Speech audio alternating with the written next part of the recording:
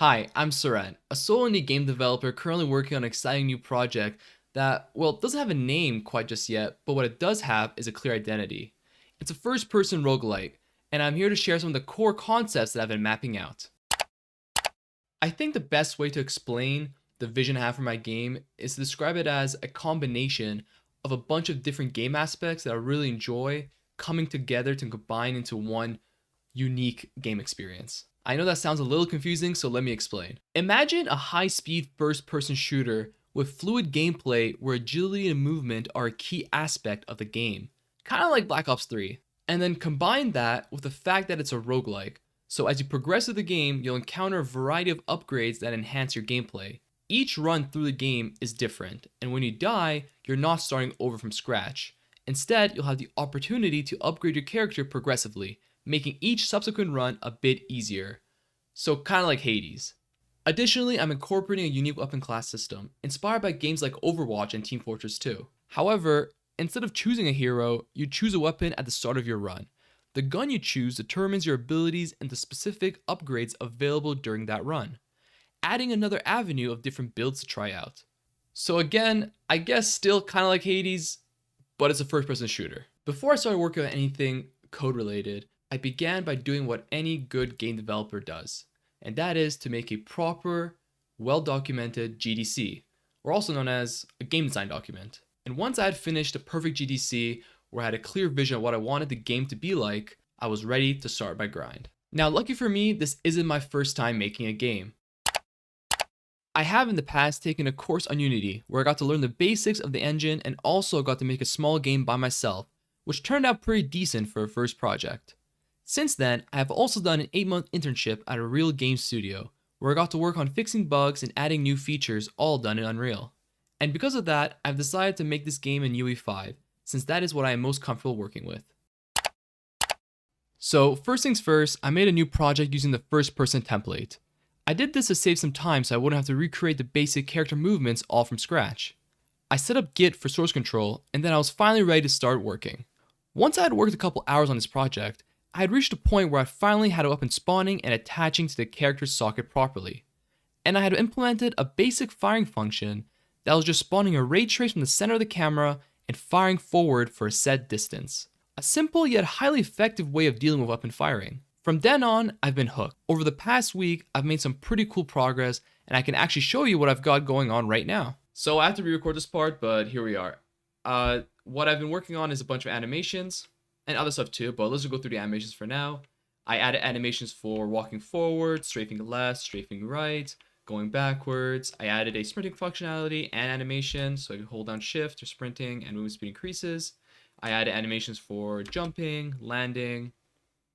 I added animations for aiming down sight.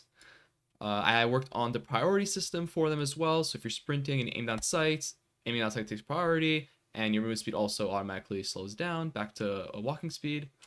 Other stuff I worked on is firing. So before what you saw was firing just spawning the ray trace, but now it also has an animation. It's a bit wonky, and I'll work on that. It's still a first pass, but aiming down sight, firing animation, and it kind of looks like he's just having a seizure, but I'll tune that to look better. So I wanted the game to feel rewarding for players who are trying to play fast-paced style of game. So I want to be able to like sprint around and jump, dodge some bullets, and while I'm doing that, also like quickly look at the enemy, shoot at him, and for it to all look smooth and feel good. And I think I've done a pretty decent job at that so far. I'm still gonna fine-tune it, but it feels pretty nice.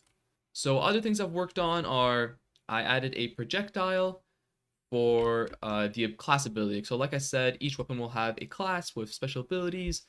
And for the assault rifle that I'm working on currently, it is like a base class. I want it to feel beginner friendly and everyone will understand the system for it. So this one, special ability, is just a rocket firing. So if you hit E, it fires this helix rocket coming out of the center of the screen. Now this looks bad because it's coming from the center of the screen.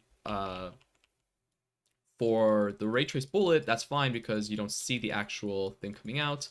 Although we want this rocket to end up inside the screen, we want it to spawn on the muzzle. So I'll just have to change the spawn point for it to be a muzzle and make sure I set the endpoint to still be the center of the screen. So it'll end up in the center of the screen, but it'll fire from the muzzle point instead of the center of the camera, like the regular bullets. So that'll be a quick fine tuning I'll do later.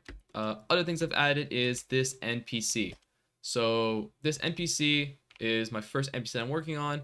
The goal for this NPC is for it to be a weapon menu picker. So basically, like, you talk to him, it'll open up a UI menu widget, and it'll showcase the weapon, their stats, and their, I don't know, like, abilities that you get for each one. And you can pick it, you talk to them, you choose which one you want to switch to, and then you can just go on to start your round.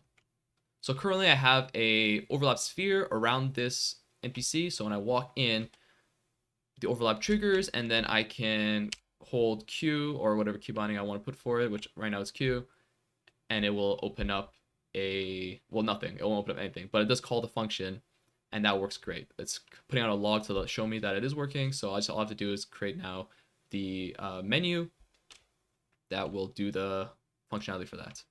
So that's great. I got the base setup there for that. I've got animations, I've got some movements, I've got firing, I've got aiming down sight, jumping. And yeah, I feel like I've got a pretty good base going, and now I can start adding some cool functionality to the game and really expand the gameplay, which is really exciting. I'm looking forward to adding much more to this and keeping you guys updated. Well, I think that was everything. If you want to keep up with the devlogs, then consider subscribing. I really appreciate it. If you have any feedback, leave it in the comments. Till next time.